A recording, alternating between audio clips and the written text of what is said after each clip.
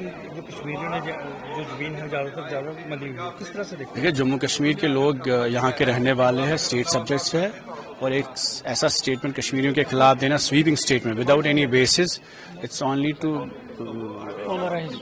Only aim to polarize and bring more hate in Jammu and Kashmir, اور نفرت کی سیاست کو بنیاد بنا رہے ہیں بی جے پی والے. پہلے ایک میڈیکل کالج کو بند کیا، اسٹیٹ کو ڈیوائیڈ کیا، اب الگ جموں اسٹیٹ کی بات کی، اس کے بعد اب یہ کہنا کہ کشمیری مسلمانوں نے یہاں پہ مکان بنائے، جو یہ سرکار کا کام ہے.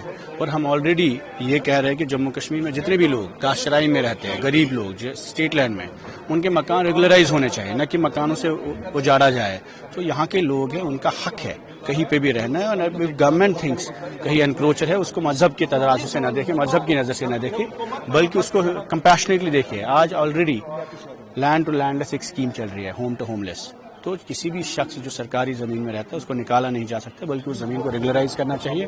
اور ایک ایسا اسٹیٹمنٹ دینا، یہ کشمیریوں کے خلاف ہیٹ کرائمز جو بڑھ رہے ہیں پورے ملک میں، اس کو بڑھاوا دینے کی کوشش کر رہے ہیں. And it's very unfortunate that the BJP legislator has said it in the House. He should withdraw his statements and we strongly condemn such statements. شکریہ.